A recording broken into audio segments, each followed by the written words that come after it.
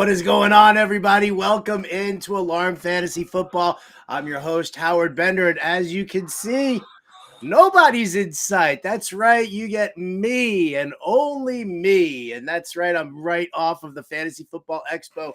Britt Flynn, Andrew Cooper, they are both traveling either today or yesterday. I don't know what they're doing, but neither one of them are here, and that's okay. I'm here fresh off the Fantasy Football Expo.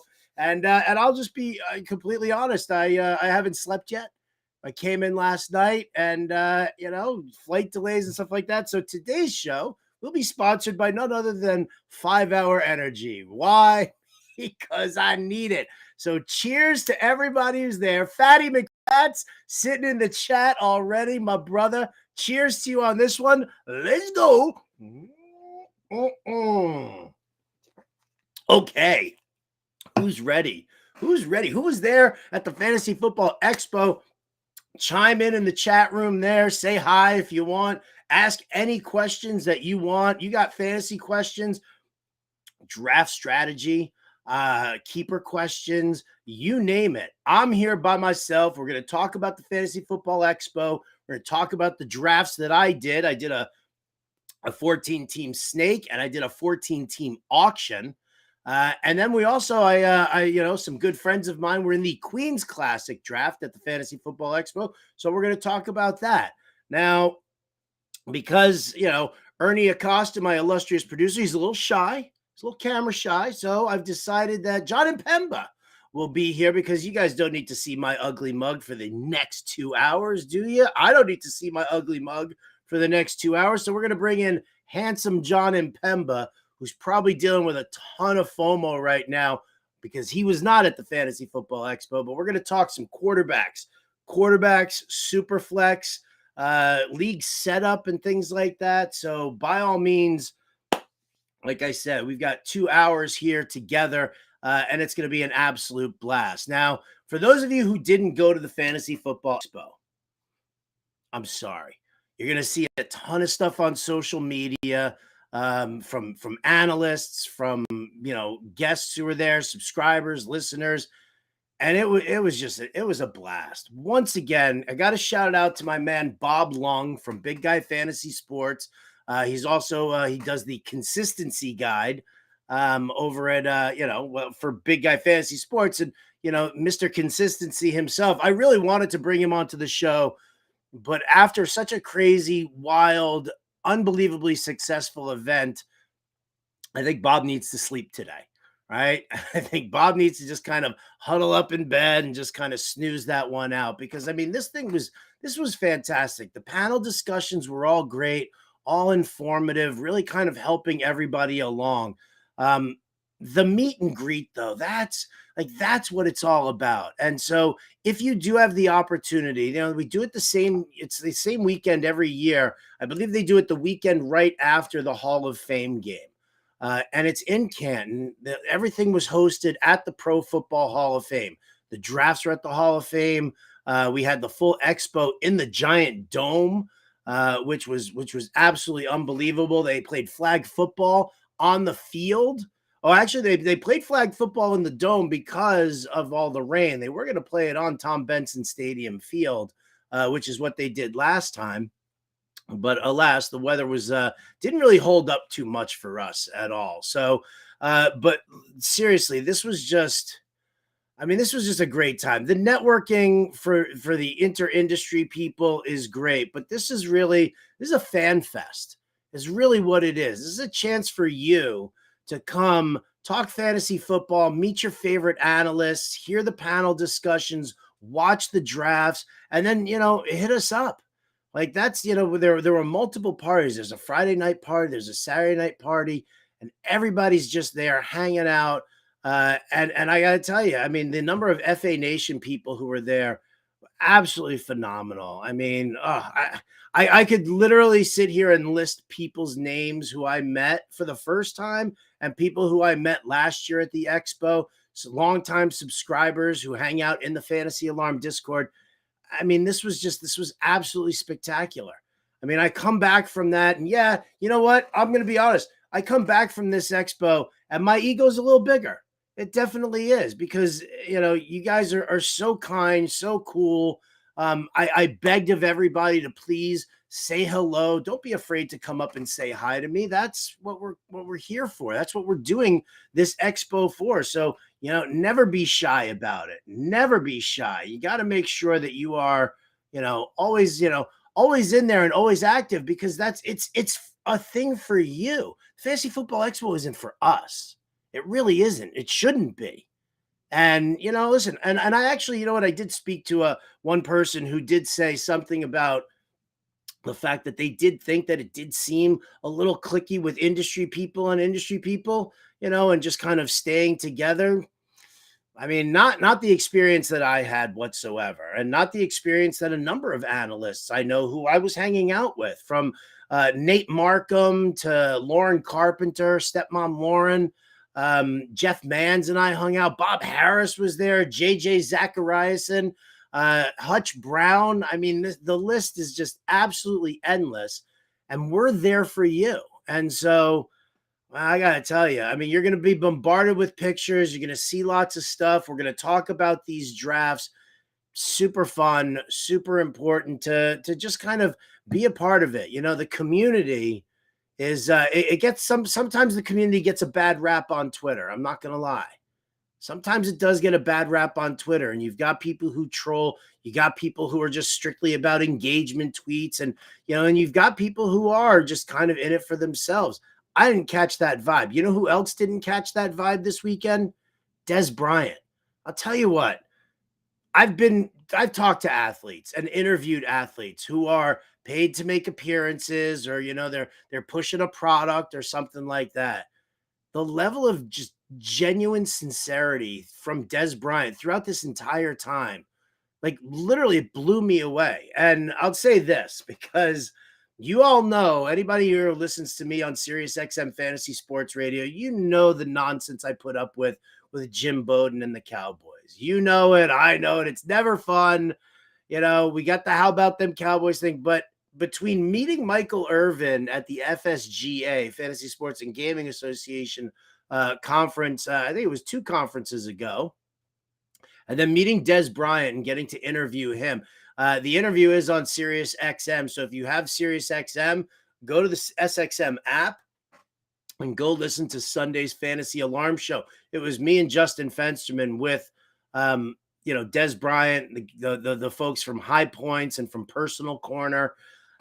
And it was unbelievable. And of course, like, a little piece of me dies inside when I have to celebrate the Cowboys and talk about it. But it was so genuine. And then if you follow Des Bryant on Twitter at Des Bryant, the tweets that he was saying about the community and how it really felt to be there, and what he saw, what he witnessed. Now, a lot of people can be like, well, of course, everybody was kissing Des Bryant's ass.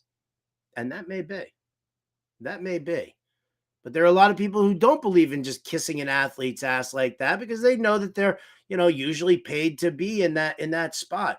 Not only did the interview just an absolute blast, but after the interview, I got a chance to, like, just sit and talk to Des for a couple of minutes, and it was incredible. I mean, he was super into it. And one of the things that we did talk about was the balance between fantasy players who, the idiots who berate a player on Twitter because they had a bad game, and how athletes can sit there and hate on the fantasy community because of that. But we talked about that balance, and he's legitimately serving as a liaison between players and the fantasy community. And to have that it's absolutely unbelievable. So again, listen to that interview on SXM.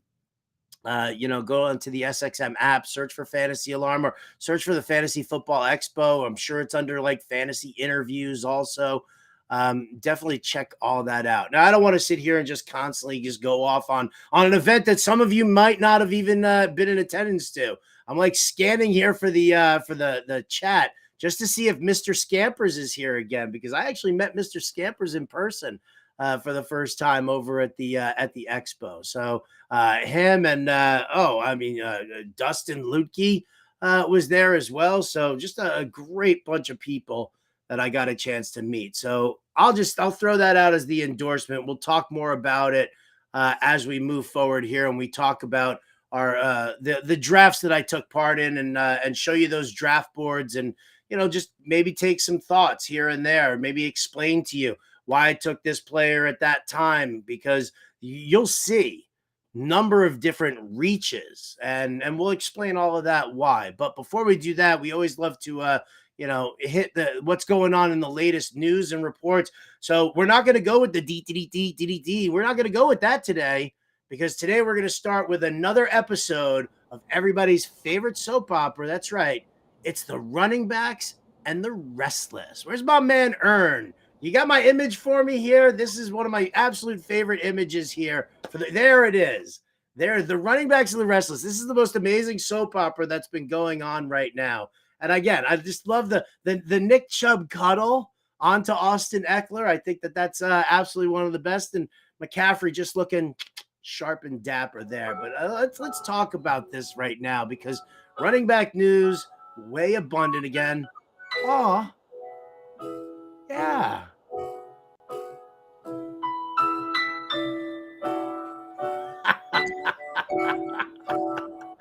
I love it. Thank you, Ern. So let's talk about. We'll start off with some news that Colts head coach Shane Steichen says he expects running back Jonathan Taylor to be back with the team next week. We know the problem that's been going on here, and it's very upsetting. You've got, look at Jonathan Taylor right there. Let's just look at that guy. That guy looks like he wants to run the football, doesn't he? I don't know what the deal is with the ankle. I don't know how much is really, him being slow to recover, how much is gamesmanship. We know the stuff back and forth with him and Jim Irsay was an absolute nightmare. It really was. Irsay didn't handle it properly. And you know what? In all honesty, the players haven't handled it well either. This whole trying it in the court of public opinion and bringing your complaints and your gripes to social media, it's not the way to do it. But Steichen says that he expects Jonathan Taylor back with the team this week. That's definitely encouraging. We know that we want Jonathan Taylor to get in on this. Listen, he's going to be great in this offense. The offensive line, I've heard some people kind of crack on that offensive line for the Colts. But, if you look at the Fantasy Alarm draft guide, which available to everybody right there, fantasyalarm.com/draft guide, comes with the cheat sheet. You can do that, or you could just, get the whole thing, the all pro package. But I'm not gonna corporate shill us here. I want to talk about what's going on. The offensive line, Dan Malin ranked them 15th overall. A better, last year they were a much better run blocking line than they were a pass blocking line. Made a couple of moves here and there, but didn't really do, they didn't really change up the offensive line personnel to the point where you're like, oh no, what's going to happen? Can these guys get together? Can they gel? They can. But I'll say this, the run blocking, absolutely fine.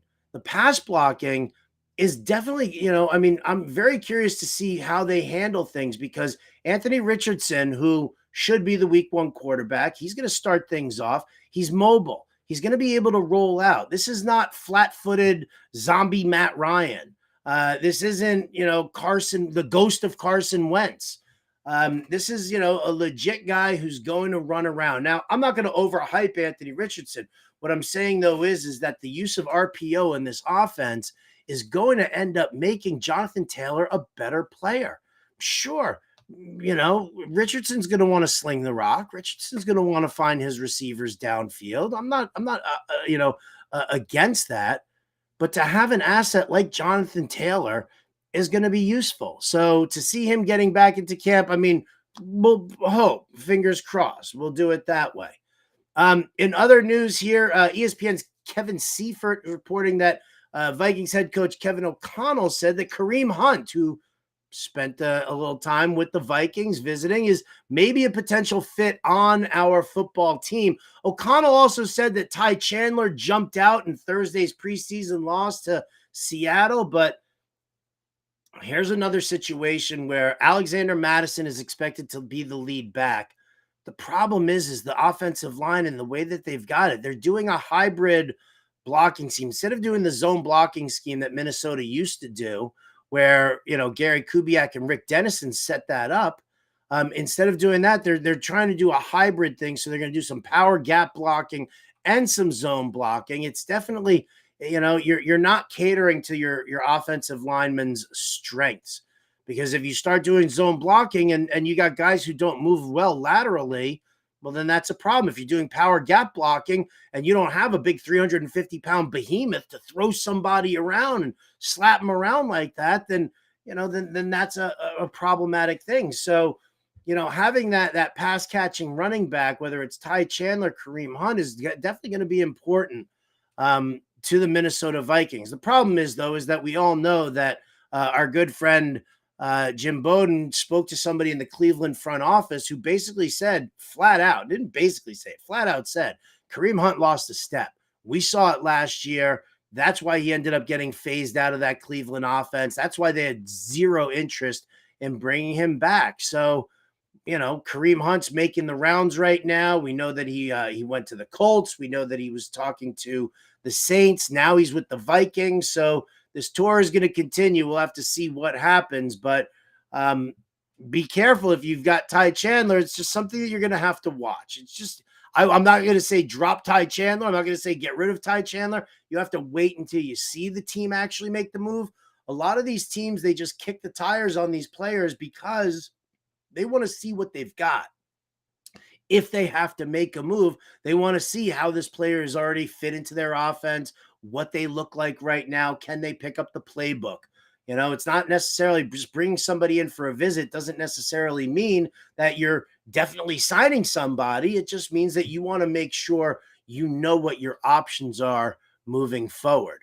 Speaking of options moving forward, the Raiders keeping theirs wide open. Zamir White, probably right now listed as the lead back for the Las Vegas Raiders, while Josh Jacobs, that saga continues. I mean, again, more soap opera drama, but the Raiders bring in Damian Williams. So, I mean, listen, I'm not a big Damian Williams guy. He could fit nicely into this Josh McDaniels offense. We do know that McDaniels does like to utilize pass catching running backs. I think Zamir White fits that mold. And could probably handle that role. But, to give Damian Williams a look, again, probably not too bad. Nothing says that he's, etched in stone or everything in like that. Looking at the chat here, Brian Wild, I know it's not related, but how would my draft strategy change for 2 running backs, 3 wide receivers, a flex, and a PPR?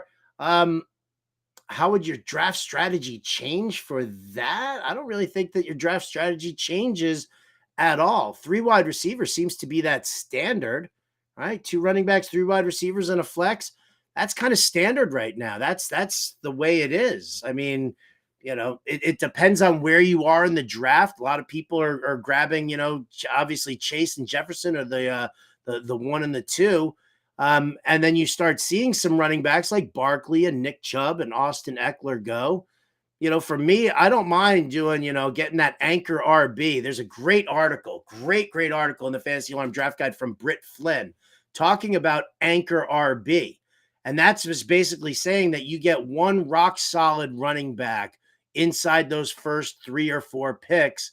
And then you fill around there, whether it's all wide receivers, whether you grab a tight end in there, whether you bring, you get like a high-end elite QB, but you lock down one running back. And I'm always a running back guy through and through. So I will definitely say that I would, if you're looking at that, because you start 3 wide receivers and you don't want to get yourself all stressed out when you start seeing everybody pulling those wideouts out, try that anchor RB strategy. Make sure you get one RB to lock in there, and then you can fill in the gaps around there with wide receivers and possibly even a quarterback. So, yeah, all right. So you've only done 2, 2, and 1, which means that you are usually probably like, you know what? Let me just load up on RBs, and I don't have to worry too much about the wide receiver. So here you go, Brian. Make sure check out that article in the Fantasy Alarm Draft Guide.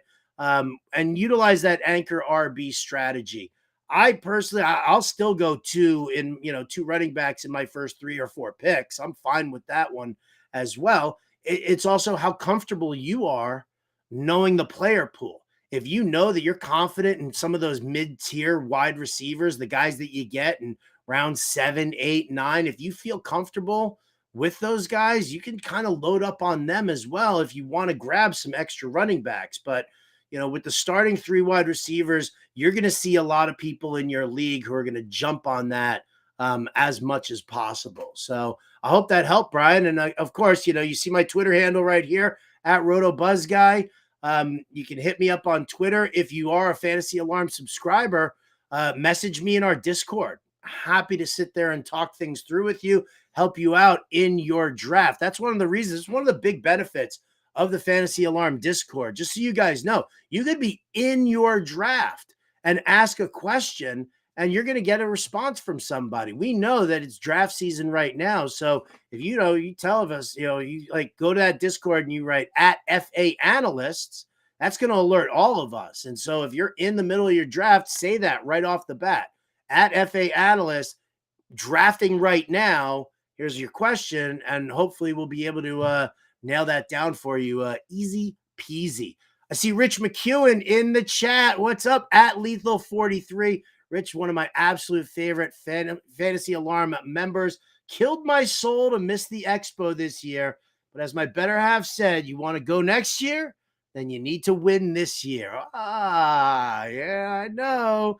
He's made that investment, and in a lot of these high stakes leagues. So I absolutely love that. I did miss you, Rich. Had a great time hanging out with you last year.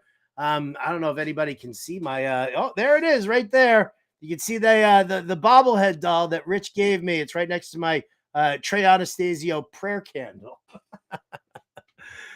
Oh man! All right, back to the running back news here as it's coming in.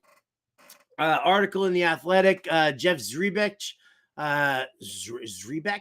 I'm trying to pronounce that properly. Here you go. Ravens running back Melvin Gordon could be at risk of not making that 53-man roster. I'll just say this. If you thought that Melvin Gordon was going to make this team, if you thought that Melvin Gordon was going to make an impact, then that means you're only looking at the name. You're not looking at what he does anymore. You're not looking at anything else. That's a great image right there from Ernie Acosta. I love that. Listen, Melvin Gordon, we saw him already lose a step, and that was a couple of seasons ago. So him trying to, jump back into it, into the air raid offense, I'm not into that at all. They might as well just stick with Gus Edwards and J.K. Dobbins for all I'm saying. Fatty McFat says he's shocked. He tells me he's shocked. I'd like to know why you're shocked, Fatty McFats. Why? What's the surprise? What is it? Hit me up. Let me know. In the meantime, maybe he's just shocked about Melvin Gordon being on the bubble. Maybe that's the case. If that's the case, yeah, well, there it is. Low-hanging fruit, baby. Low-hanging fruit. Here's a nice, interesting one. Yes, I know, buddy. Fatty McFats. Good dude. Here's something actually that I do find very, very interesting in the sense here is that the Zach Berman of The Athletic says that he's projecting Trey Sermon to make the team's roster over Boston Scott. I find that incredibly surprising. I really do. I mean, overall, skill set wise, I think I like the style of runner that Trey Sermon is. He's been miserable with pass blocking. He hasn't broken through in any stop that he's made. He was with the Eagles last year. He was, with the 49ers before that. And it's been a little bit on the disappointing side. But if this is what Berman's projecting, keep an eye on that, because I think that could actually kind of muss things up a little bit. We're already getting a lot of great talk about Kenneth Gainwell and how he seems to be the early down guy, and how DeAndre Swift and Rashad Penny seem to be the pass catching guys. This backfield is really turning into a hot mess. It really is. I don't know if anybody wants to do that. Oh, by the way, I do know that DeAndre Swift is missing off of the latest version of the Fantasy Alarm cheat sheet. That'll be corrected tonight. I saw that, and submitting a new copy of that draft grid. I mean, he's in the rankings, so you know exactly where I have him ranked. But as far as the cheat sheet goes and where he belongs, I mean, you'll be able to tell basically, especially if you know ADP. But I'm so out on DeAndre Swift right now. It's ridiculous. I'm almost as out on DeAndre Swift as I am J.K. Dobbins. I'm actually more out on DeAndre Swift than I am J.K. Dobbins. I don't think either one of these guys will grace any of my fantasy rosters at all this year. I just don't believe in either one of them. And so, I'm picking up Kenneth Gainwell as like a 12th round depth play, but I think he's going to be the one guy who's continued to be in that mix for the Eagles. Here you go. Dallas coach Mike McCarthy said that the team was impressed with running back Deuce Vaughn's preseason debut. Now, I mean, listen, I'll give it up for Deuce Vaughn, right? Look at him right there. Looks fantastic. He looks a lot bigger in that image than he actually is in real life. Way, way bigger. Unbelievably. But I mean, listen, he's, one of the coach's sons. It was a nice draft pick that everybody made. He's basically competing with Rico Dowdle for that, that backup running back spot. I don't know. Some people are grabbing him as a late round pick in best ball. I just don't know how much work he's actually going to get. I mean, he could be like that Boston Scott, Darren Sproles type guy that the Eagles used for all those years. And maybe Dallas is going to include him in that fashion. I still think Dallas needs to focus on a between the tackles back because I don't think Tony Pollard is that guy. So keep an eye on Deuce Vaughn. Again, late round best ball, maybe he's an option just if you're looking for somebody who's got some sort of potential. But that's about it. All right, question here from Rich McEwen. One question, of course it's possible. What kind of adjustments to the cheat sheet for tight end premium leagues? All right. This is a very important thing here. Tight end premium. It gets overrated. And, because Rich, I know you're a baseball guy, I'll be able to equate it to you like this. Everybody overrates everybody for an OBP league in fantasy baseball. That's what happens with tight end premium. All right.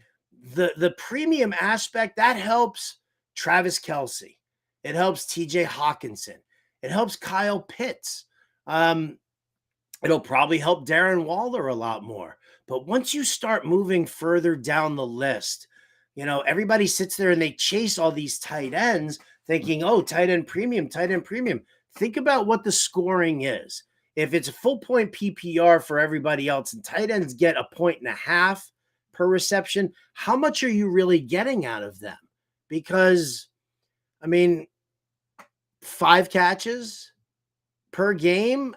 On average, I don't think there's very many tight ends who are getting 5 catches per game on average that you're thinking, wow, this is going to be, an absolute steal. You're really not getting that much. So while, yes, I would, if I'm looking at the cheat sheet, I'm looking at the way it is right there. Kelsey's a first rounder. The other guys, I'm still taking where, can take where they are. If you want to take TJ Hawkinson in the 3rd round because it's tight end premium, okay, fine. In regular redrafts, that's still a little high for me. I don't really know if I would want to, really pay that price. So I think it helps boost like the value of like the top 5 or 6 tight ends, but it doesn't really go deeper beyond that. So be very careful by overrating that. Is it a mistake to dupe tight end premium? No, it's definitely not a mistake to do tight end premium. I don't think you need to add it to your existing league. I don't think it does. It doesn't do that much. It doesn't really move the needle that much. If you're the guy in your home league that's drafting Travis Kelce each and every year, it's going to help you. But overall, I don't think tight end premium really moves the needle all that much in the grand scheme of things. It helps the top few guys, but that's about it. So, all right, moving on here. Let's, what do we got? Any other, some injury updates here we can take a look at. According to Zach Taylor from the Bengals, Joe Burrow's calf strain is quote unquote progressing as he should. No news is good news when it comes to Joe Burrow, right? As long as you don't hear that he's re-aggravating it or that he's, he was, sitting on the sidelines because he tried doing some workout and then it didn't work for him. No news is good news. Swaggy Joe does not need the preseason. Swaggy Joe will be fine. You just keep him on the sidelines, getting healthy. He should be available for week one. If they don't use him for week one, it's strictly as like, you know what?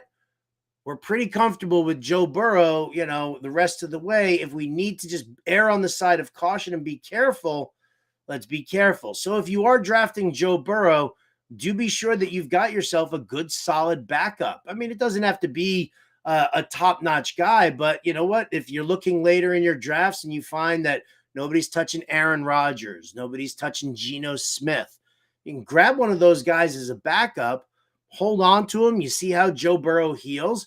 You've got somebody in there, and then once Joe Burrow gets back, you can look to either trading the backup QB or just holding on to him until the Bengals bye week. Either way, I would make sure that you keep yourself protected as best you can. Kenneth Walker returned to individual drills over the weekend. Congratulations there. Zach Charbonnet's back at practice. Kenneth Walker is there. Kenny McIntosh, he's still out. So I mean, this is all. I think that this is Walker's backfield with Charbonnet getting possibly mixed in, but he's more of like a complimentary back right now. They're not going to do that major split. So just be very be wary of that, especially where people are drafting Charbonnet. I mean, I think it's fine where he's at, but it's always tough when you're going to handcuff it because you have to make that investment a little earlier than you wouldn't like. Speaking of injured over the weekend, Davante Adams. This is the quote out of Josh McDaniels here was that the leg injury isn't crazy serious. That's what we heard. I don't really know what that means. It isn't crazy serious. Maybe he thinks he's just day to day. Keep an eye out. You just want to make sure. I'm still fine. I'm not going to downgrade Davante Adams at all. He's not going to move down in the cheat sheet at all. He's not going to move in my rankings at all. I'm comfortable with where he is. But let's monitor this leg injury and see really what's going to happen with him. Also, Kendry Miller from the Saints, sprained knee. So I don't know. Maybe does that give a little bit more life to the possibility of them signing Kareem Hunt? I don't really know. But with the Alvin Kamara suspension, with Jamal Williams being the between the tackles guy, it should be definitely interesting to take a look at for sure. All right, let's pull off the news here. Let's go to some drafts. Let's talk about at the Fantasy Football Expo, the Kings Classic drafts. Now, the Jim Brown division, which is the division that I'm in, we do one snake draft and then we do one auction draft. Usually it's the same people. There are a couple of names here and there that switched up from going from snake to auction. But overall, I think, just a great group there. I had the 10th pick overall, and Ern, if we could bring up that draft board there, please. This is something to take a look at here. I'll talk you through some of it here. We're going to probably spend a lot of our time in the back end of this draft, but here you go. You can take a look. Andy Behrens, Jeff Radcliffe, Curtis Patrick, Dave Richard, Pat Doherty, Bob Harris, Dom Cintorino, Jody. I mean, this is like the heavy hitters, baby. This is where it's all at. Jim Coventry drafting right in front of me. And as you can see right there in the first round, Jim Coventry, you son of a bitch. How do you take Nick Chubb? I'll tell you a funny story here. So we were trying to go through the draft order. Everybody drew a playing card. And, once they started off ace, king, queen, jack, 10, 9, 8, 7. And depending on where you were, then you got to pick your draft spot. Something happened. Somebody I guess Bob Harris got skipped over or something like that, or he wasn't paying attention when they were like, who had the 6? So when I asked, I was like, is it my turn? They were like, yeah, you're up. Where are you going to pick? And I was like, what's open? And they told me the 8th spot was open along with 13 and 14. So I was like, all right, fine. Give me the 8th spot. I'll take that.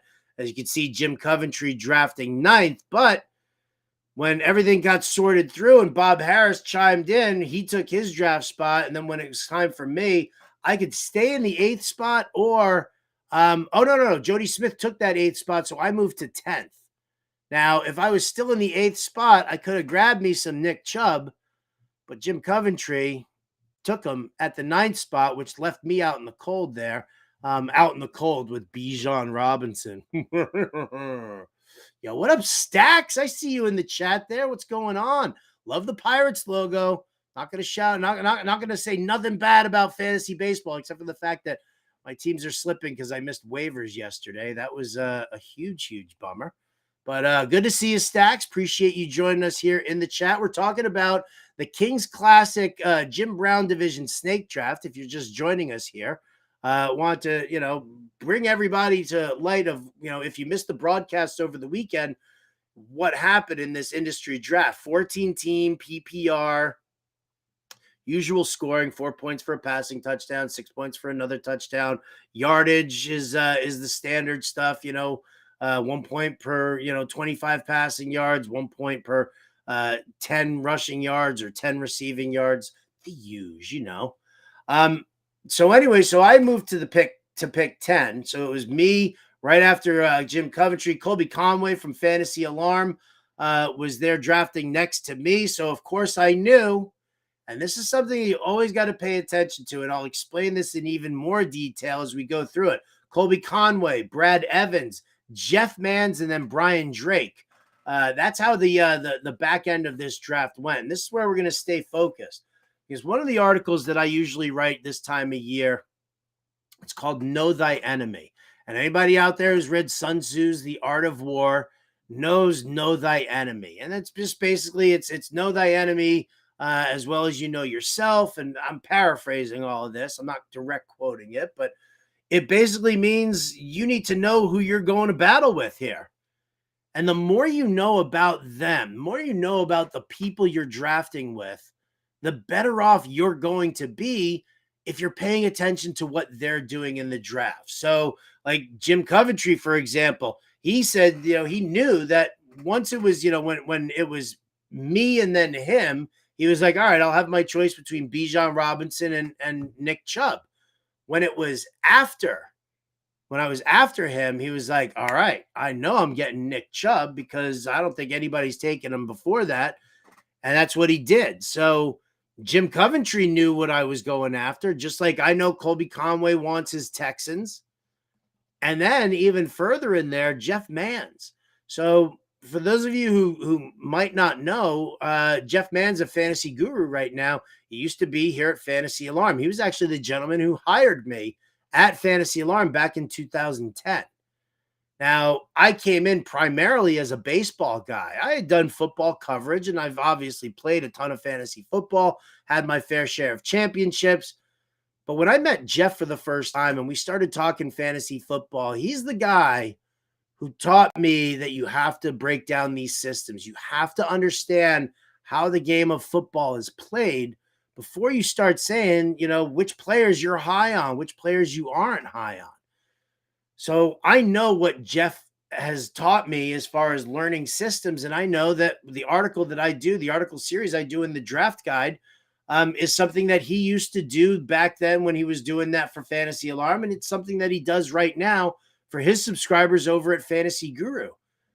But just like any good coaching tree out there, I like to say it. I like to say that Jeff Manns is Bill Parcells, Howard Bender, Bill Belichick. Yeah, that's right. I'm the guy who is putting my own spin on things and doing some great stuff with that, putting my own kind of take on certain things, the way I'm looking at offenses as well. But I know that Jeff and I have very similar styles. And so I know what players Jeff's looking at. I know which coaches Jeff goes after. And I'll tell you what, you don't need me to talk here about the first round or the second round. I mean, the players are the players. The thing about it is knowing who you're up against, knowing what you want to do, and watching the draft as it's happening. So you'll see Cortland Sutton in the 5th round. And I know that all of you are like, dude, even though it's a 14-teamer, the 5th round, that seems excessive, especially when you're getting Cortland Sutton in the 9th or 10th round. But as I was sitting there looking at all the wide receivers who were coming off the board, and I had me some DeAndre Hopkins. You guys know I like me some DeAndre Hopkins here. I went Miles Sanders with that 4th round pick because in a 14-teamer to have three bell cow backs like Bijan, Ramondre, and Miles Sanders, that's going to go a long way. That's going to go a real long way. But so there we were in the 5th round, and I'm looking, and I look at Jeff Manz's team. Oh, thanks, Dustin. Appreciate that. Bender killed it, baby. But here's what went down. I looked at the draft there in the 5th round, and I looked at, the players, how I have them ranked. I know that I have, the cheat sheet all printed out. Oh, I want to shout it out to Clay Wagner, who works for the Pro Football Hall of Fame, who rescued me by printing out the cheat sheet for me so that I could have an extra copy of that in the auction draft. I already had ripped through the rankings on that during the snake draft, but so I want to make sure I shout out Clay Wagner, Pro Football Hall of Fame guy, who really bailed me out there. But anyway, so I look at Jeff, and he's got Devontae Adams, he's got Najee, he's got Javonte. He made that move for Josh Allen at QB, and I'm not going to begrudge that, but I know that Jeff's going to start looking at wide receivers. He took tight end Evan Engram, he took Alvin Kamara. But to me, that was more in line with the fact that, some of his guys weren't there, i.e. Cortland Sutton. I'm willing to bet that Sutton would have been one of Jeff's picks there in the 5th or 6th round. He went tight end and then Alvin Kamara. I'm willing to bet that he was going to go with Sutton with one of those picks. Because when you're playing in a league like this with these guys, you're going to want to do that. So I grabbed Cortland Sutton. I got the groan from Jeff. I got the bender, and a couple of expletives there as well. And so, Cortland Sutton, boom, fine. When Jeff ended up doing that, then coming back into in the 7th round there, I did the same thing to him with Romeo Doubs. There's another guy, right? Everybody loves Christian Watson, but I'm looking at the way this offense is built. I'm looking at what I know that Matt LaFleur wants to do. I know that we're seeing Green Bay's offense in its purest form.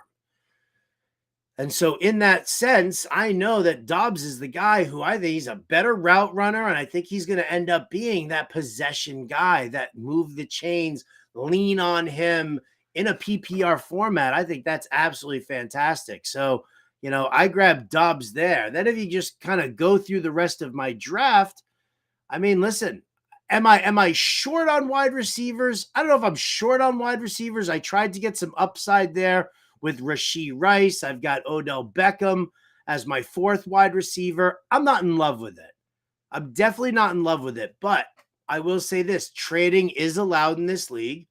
And I've got Bijan, Ramondre, Miles Sanders. If Dalvin Cook does sign with the Miami Dolphins, that's going to be a huge running back asset. And then Devin Singletary is going to be another asset. Now, mind you, if you notice, there's no kickers, there's no defenses. We start one quarterback, 2 running backs, 3 wide receivers, a tight end, and then 3 flex. So I could start all these running backs the entire time. If somebody needs a running back and I can make a trade, I'll pick up a wide receiver for them. I don't care. That's perfectly fine with me. This is what we're putting into our flex spot. It's another reason why I took these 3 tight ends. Obviously, they're all kind of upside plays. I ended up having to punt the tight end position. I just really wasn't, when Colby grabbed Dalton Schultz in the 5th, I knew I was in trouble because I didn't want to reach too high. I know I wanted to build up some receivers in those middle rounds. So I knew I was going to have to push tight end down. But as you learn in the Fantasy Alarm dynamic tier rankings, this is what we do. We end up taking guys who do have, a safe floor versus a guy with high upside. I kind of went the upside route here a little bit. I think Hayden Hurst has a good floor. I think he's going to be a safe play. So I'll take the upside that Mike Gesicki does become a big wide receiver, as Bill Belichick keeps putting it. And Logan Thomas, who I know is, got a little banged up during the preseason over the weekend. I will take that chance that maybe something happens with Logan Thomas and his target share. Eric Bieniemy comes from Kansas City. He's been using that offense that Andy Reid designed, and he's been putting his own spin on it, but he's also been used to just seeing the tight end getting all of this work. So Is that worth kind of a last round pick? I think so. I can watch what's going on with the Washington tight ends over the first week or two. And if I don't like what I see, I can cut Logan Thomas without thinking twice about it because it was a free pick, basically. Um, and so I'm going to kind of, move in that direction with him. We'll just see how it goes. So I thought that went, overall, I thought this draft went really well. I like, top to bottom. I mean, I love my running backs. I like my quarterback situation there. Tua, him and Geno Smith in case Tua gets hurt. If Tua gets hurt, I can always also pick up Mike White because I think he fits in beautifully into this offense. So I'm digging on that one for sure. And then, listen, I've got some wide receivers there. Like I said, I'm going to look to possibly trade a running back a little further into the season. We'll just see how it goes. I've got flexibility right now with this roster. So that was the snake draft. Clean and simple. We all had lunch. I watched Andrew Cooper do some interviews, made myself a little burger at the burger bar that they put out for us. And then it was time to dig into the auction. Now, the auction, obviously, much, much more exciting than a standard snake draft. And there it is. Earn Dog's throwing the sheet up right there. And you guys can see right there, that 10th Bender, the Lamar Jackson, Mark Andrews, Bijan once again. And we're going to talk about this one here right now because I don't know. I'll say it. If you have the opportunity to do an auction, listen, it's more complicated than a snake draft. It's harder than a snake draft. You have to think about budget.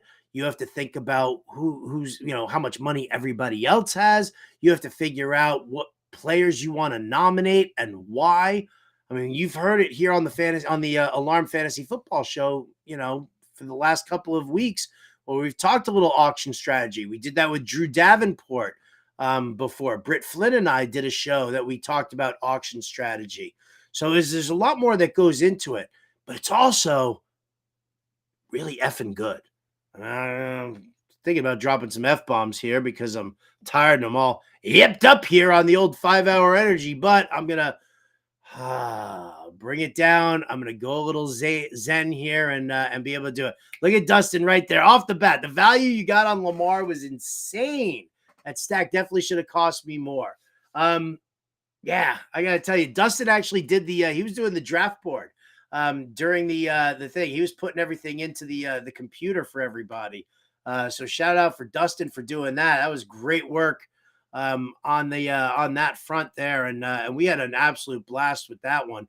So, again, set your budget. It's a $200 budget that you get. So set up your budget of what you want to spend on certain players, where you're going to go for big money, where you're not going to go for big money. And, in my mind, I actually thought about kind of, not punting quarterback, but just saying, you know what? I'm just going to go with like the cheaper quarterbacks there. I'm going to do like, a cheaper Geno Smith or a cheaper Aaron Rodgers and make that happen. The first player nominated was Lamar Jackson. And I jumped in on the bidding there, probably somewhere around like 10 or 11. And then it went to, then I pushed it to 14. And you know what? All right. Before I do that, let me just give you an auction strategy situation that I've talked about over and over again. So if you're just joining me for the first time here on this show and you're doing an auction, one of the things that I love to do in auctions is I bid on the 4 or I bid on the 9. Okay. So if somebody says 11, somebody says 12, I go to 14 because I'm going to put the onus on that person who I'm bidding against. Is this a $15 player? Do I want to move into the next tier of pricing? You do it with the 9 as well. Somebody says 16, somebody says 17. I'm at 19 immediately because that means that the onus is on them. Is this a $20 player? Is this a $30 player? Do I want to go into that next level? And sometimes they will, but in a lot of cases, they really don't. You can see some of the pricing that I've got here. That I won. I won a 14, a 29. Here's a 49. Here's a 14. Looking down there. Yes, Miles Sanders at 22. Brandon Ayuk was at 21. I went to 19. Somebody said 20. I said 21. And then crickets. So I was happy about that. But what you're doing there in the auction is you're kind of pushing people around a little bit, and you're demanding that they make that decision. Is this, I already know if I feel like that player is belongs in the next tier. I already know where I'm going to go. If that person says 20 or that person says 25, I know that I'm already ready to go to 26. All right, or even 29 for that matter. So when I pushed it to 14 for Lamar Jackson, and then nobody went after him. I was like, boom, sold. I knew I was going to stack it with Mark Andrews right then and there. I knew it. Not stack, pair. I got to be sure. I got to watch my semantics here, because a stack is 3 or more players from the same team. A pairing is a quarterback with their top target, whether it's a wide receiver or a tight end. That's a pairing. And so I knew I was going to do that. I knew I was going to make that pairing. And so somebody threw out Mark Andrews, and the bidding went up. Now, the question that I got asked by a ton of people. Oh, by the way, Lamar Jackson at 14, it was a ridiculous bargain. If you look around on this draft board here, and I'll tweet this out for everybody so that they can check it out, or maybe EarnDog can put that in the maybe the ticker at the bottom or something like that. Maybe we could do something like that, so that people can see this link to this draft board here, so that they can kind of check out the pricing. But if you look at how much everybody else went for, Justin Herbert went for 17. I see Trevor Lawrence at 14. Jalen Hurts at 19. Patrick Mahomes went for 21. Josh Allen at 21. Justin Fields was a high price. I can't even see what that number is right now. It's but it was still pretty pricey. And so when I saw that, when I saw the prices going up for all of these players, I was like, man, Lamar Jackson was a flipping steal at 14. That allowed me to say, I am 15 for Fields. Thank you, Dustin. My eyes, I got my contacts in, but again, I haven't slept in I don't know how long now, so I'm not seeing anything clearly. So to have Lamar Jackson at that price, I knew that I could take, the money that I saved on Lamar Jackson, like saved in my mind, and I could put that towards Mark Andrews. But what I also was saying to myself was, in order to make this stack happen, make this pairing happen, I knew I had to treat Mark Andrews more as a wide receiver one than to really treat him as a tight end, and budget wise.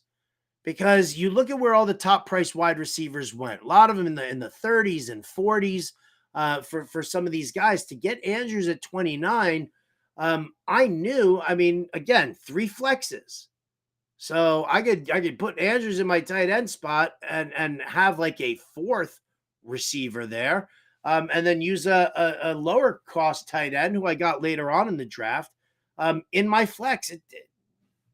3 flexes. You're never always going to be able to put, especially in a 14-teamer. You want a wide receiver there, or you want a running back there, but if you can get a high upside wide tight end and throw somebody in there, I don't know. Ern, I grabbed a couple. Can you scroll down just a hair here and see who else I got? And besides Logan Thomas, which was my last pick, I did that. Yeah, keep going, buddy. I see it. Keep going. Roll that. Scroll that. Keep going, and here it comes after Aaron Rodgers. Ooh, Sam Laporta, $4. I can use him. I think he's in a great spot in Detroit. Jawan Johnson for a couple of bucks. That's going to be in a really nice spot. And then, yes, my Logan Thomas pick. So that was great. Thanks, Aaron. We can go back up. I just wanted to show everybody the tight ends and how I was utilizing them as a potential flex play. Sam Laporta, right? Think about where the targets are going to go for Detroit. Where's Jared Goff going to throw? He's got Amon-Ra St. Brown. He doesn't have Jameson Williams. Jahmyr Gibbs, yes, they'll utilize him in the passing game, but none of these other wide receivers are impressing anybody by any stretch of the imagination. Oh, Khalif Raymond got a 2-year extension.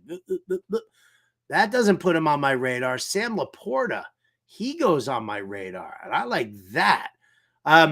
So anyway, so Mark Andrews, to me, if you want to say that I overpaid for him at 29, that's fine. I don't care. because I treat him more as like a wide receiver one. And that, and having that and him and Lamar, it allowed me to go up on Bijan Robinson. I probably should have gone with Colby and gone the extra dollar or two for Nick Chubb just so I could lock down my boy Nick Chubb. But screw it, man. I had Bijan in the other one. I might as well use him in this one here as well.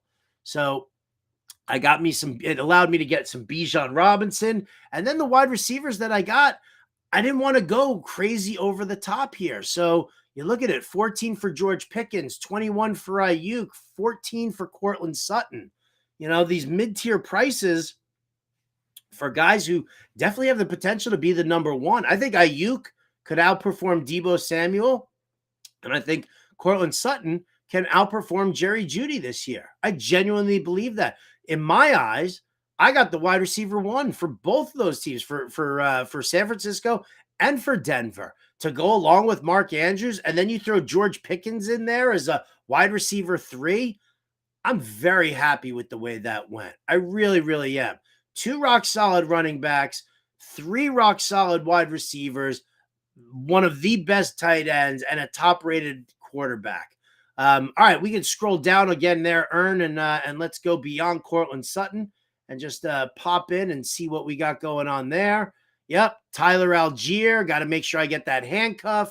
Roshan Johnson, we'll see what happens with him. Alan Lazard, we know that Aaron Rodgers likely to kind of be a comfort, a security blanket for Aaron Rodgers in the early part of the season. Kenneth Gainwell, Aaron Rodgers is a backup. Alec Pierce. You want to talk about the possibility again of a wide receiver 2 actually being the team's wide receiver 1? Oh, man, I think Alec Pierce could be just as good, if not a little better, than Michael Pittman in this offense. I mean, a lot's going to hinge on Anthony Richardson, but still. So, and again, you guys have to remember, it's a $200 budget, and it's 14 players, and it's 14 of like the top drafters around. I love these guys so much.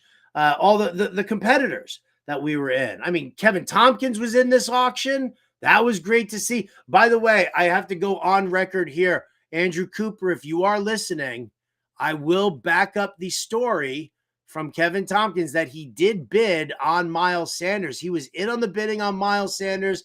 I bumped him up to 22, and Kev had to let go. So I felt good about that. And I just kind of shouted out for Kev Tompkins for actually bidding on some running backs there, man. Mazel tov.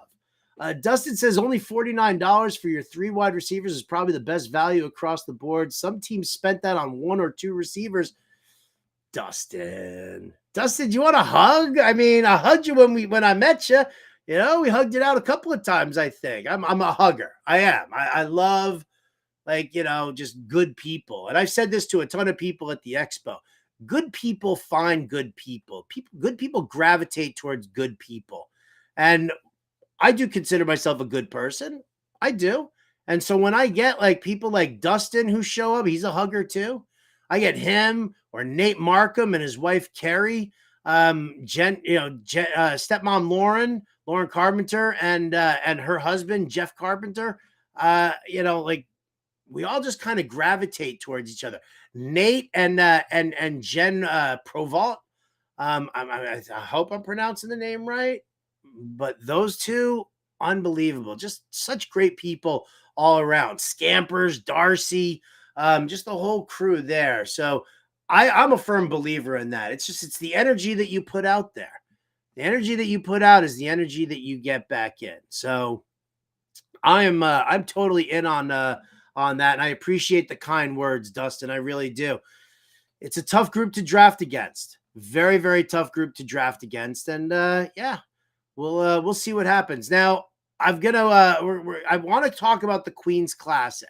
And I will talk about the Queen's Classic. But before I do that, I've got my man, Jon Impemba. We're going to talk some quarterbacks. He's got all these articles in the Fantasy Alarm Draft Guide. He is the quarterback coach for DFS every single year. You want to talk about a guy who knows quarterbacks, that's fantastic. He's coming in here. So stick around. We got a quick word here from our friends over at Front Yard Fantasy, and then it's quarterback talk with Jon Impemba. I feel like this is a quietly contentious point in dynasty fantasy football, what it means to actually be rebuilding. Some people say you should never truly be rebuilding. How do you view the rebuilding versus competing dichotomy in dynasty? So I will be the first person to acknowledge that my preferred format of fantasy football is just redraft. The years that I have played dynasty, it has been I've drafted a win now team because I've seen people that have just gotten into the cycle of rebuilding and thus they just don't make any progress. So if you're rebuilding for the 5th year in a row, I just, I don't know exactly how you get out of it, but yeah, it's definitely something that can happen. And a lot of people, especially when we come out of the NFL draft, everyone's just instantly shipping off, draft picks and everything. So, I mean, it's definitely something that can happen. Joey, do you feel similarly to it? Do you feel like you see people getting stuck in the rebuilding loop? I mean, I would say people that try to rebuild in the beginning of seasons, of their fantasy seasons, I see them get stuck in that rut. I would really try to only ever rebuild if I knew I was going to miss the playoffs. Like, I'm always trying to play to win, even if it's maybe I don't know. I think my big thing is the word rebuild is a much shorter time frame than I think most people say it should be. Like, they look at rebuild as like 3 years out competing. Rebuild, you're looking to compete next season. You know what I mean? Like, if you're doing it now, you're looking to revamp, and maybe there's a one season where you ship it off, but that very next season you should be competing. If you're doing it like that, I'm cool with it, but you gotta have a plan, not just keep getting the young players, keep getting the draft picks. Otherwise, you end up like Tim. Maybe not like Tim who gets a bye, but you make the playoffs, you're in that like 4 to 6 range every year, just hovering in the middle. Nothing ever gets better, nothing ever gets worse. I think I play like you in Dynasty, Simon. I play in 3-year windows. 100%. That's my go-to. And with the rate at which Dynasty leagues turn over, you should really only ever play in a 3-year window.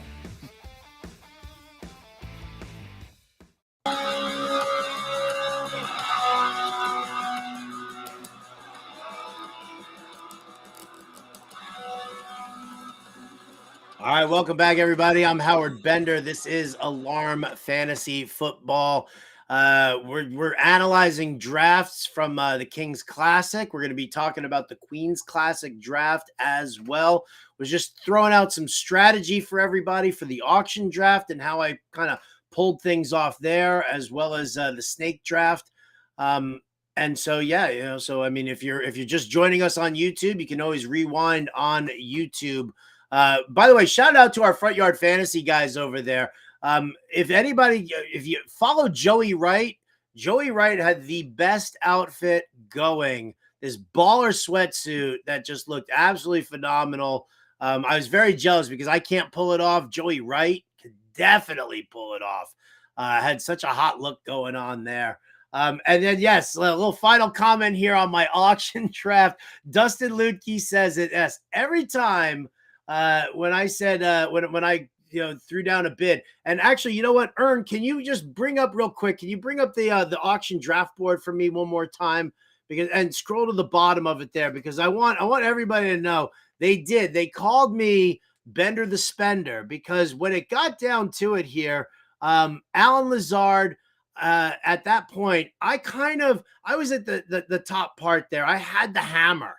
All right. And I love having the hammer. Now, I didn't have the hammer at the very tail end of things, but I had the hammer fairly late. I grabbed me some Lazard. I grabbed Gainwell. I threw Aaron Rodgers out there for $2 and nobody said anything. I stole Sam Laporta from Andy Behrens for $4. I stole Alec Pierce as well. And everybody was like, where's all this money coming from? Well, y'all should have been paying attention right there. So Bender the Spender was in the house. And yes, again, I feel it was a very successful auction draft. We'll constantly keep you guys updated as the season's going on of how that works, so that we can see whether it's a proper strategy or not. All right, let's bring in my guest here today. You guys know him at JImpemba777 on the old Twitter machine. He is the second most handsome man in this live stream right now. Because come on, John, look at this Hard, shirt. hard to argue. Hard to argue. Look at this shirt I'm rocking here. Would I was you gonna ever say. wear a shirt like this? No, maybe if I was back on the cruise, going around Italy, maybe I'd throw something like that on. This is my George Costanza Cabana wear, man. I love Yeah. that. I love this. Well, like actually, Frank Costanza, not George. In any event, John, thank you so much for joining me here. I appreciate that very much. In case you were wondering, I got like 3 of these in me right now. Yeah. I haven't slept. So I figured, you know what? Let me bring in an expert. Let me bring in the quarterback guru here over at fantasyalarm.com, because I do, it was great at the expo. I was doing a Q&A in one of the panel discussions, and a woman asked the question, basically talking about quarterback ADP and where we as fantasy experts are kind of going. We've seen this shift right now with quarterbacks, and everybody's in on these, on the early quarterback picks. We're seeing, 7, 8 QBs going within the, from like rounds 2 through rounds 5 or 6. We're seeing this going on. So we know what the ADP is, but let me ask, I want to know what your personal preference is. Like, who are you taking most often, and why are you doing it? Yeah, honestly, I've always talked, I like running backs that have that rushing potential. Last year I found a great value, obviously, in Jalen Hurts because the team was willing to invest in him on the passing side of the football, knowing that his legs are good enough to make him a top 10 fantasy quarterback, as we saw, in that sample size the year previously. So when I come to drafts this year, I go right back to Justin Fields, where, he's coming off the board at like QB6, QB7, somewhere in that range.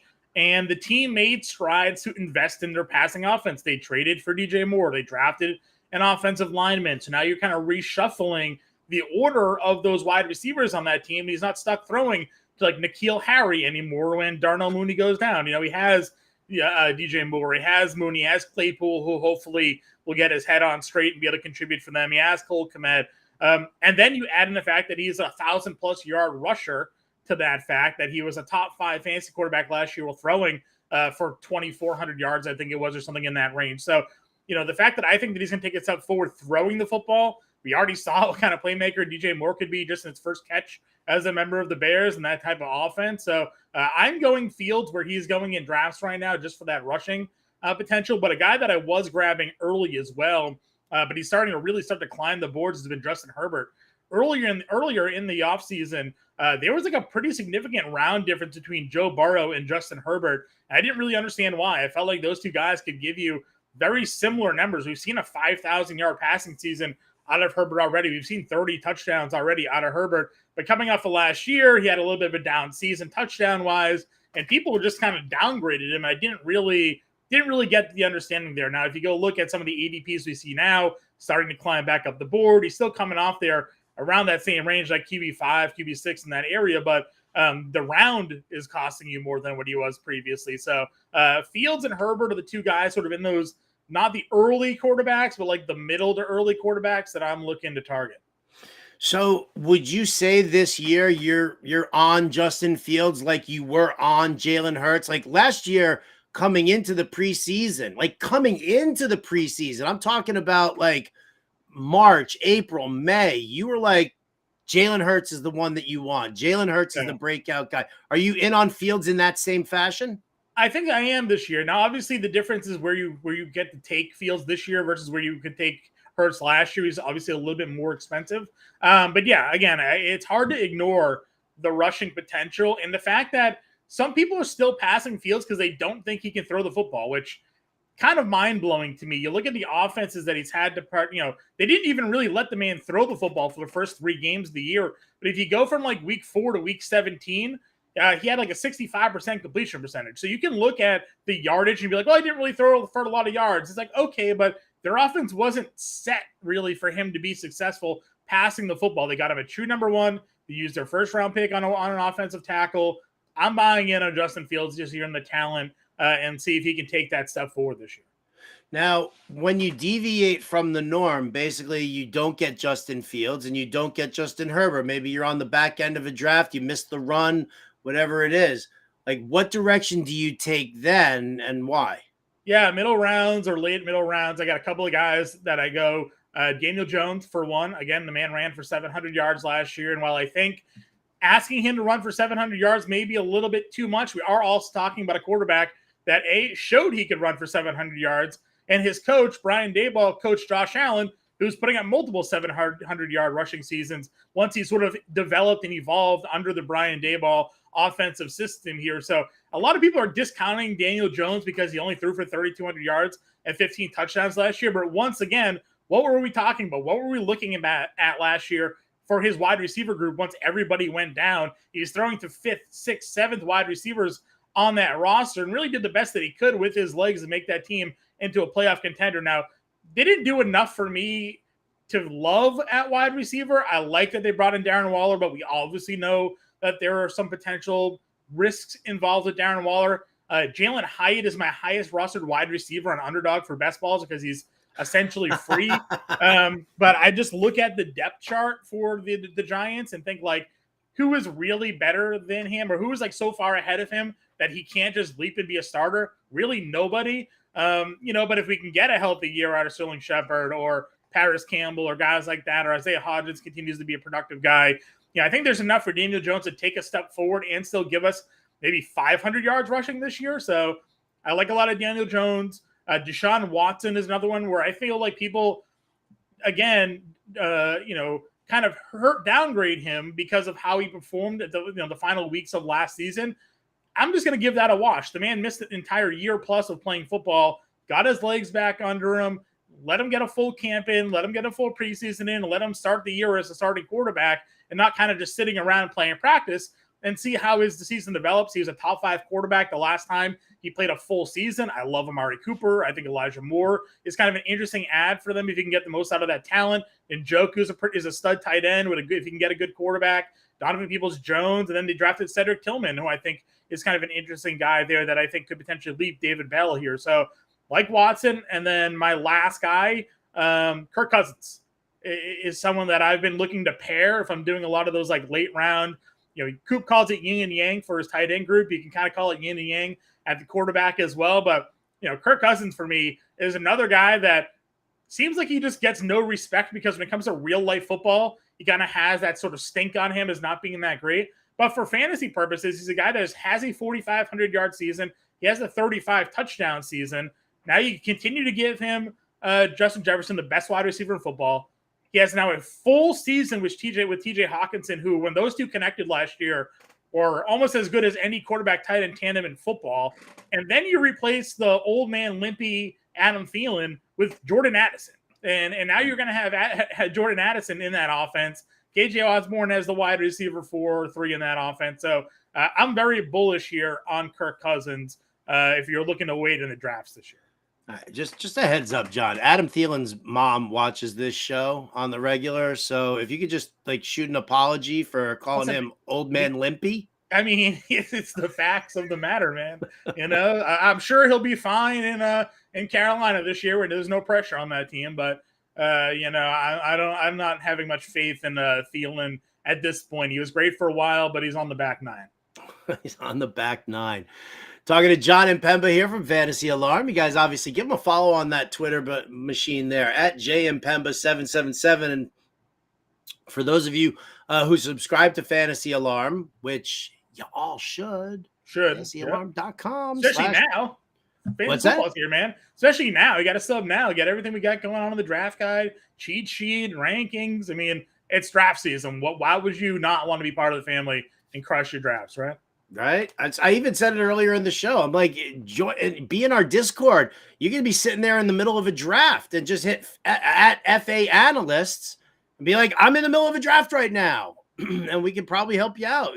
I can't guarantee it happens every night, but I was in there answering questions till like 2 a.m. last night. So, at any time you're in our Discord, if you want to fire off a question, there's a chance that somebody will be up there to answer it for you, even late into the hours of the early morning. So.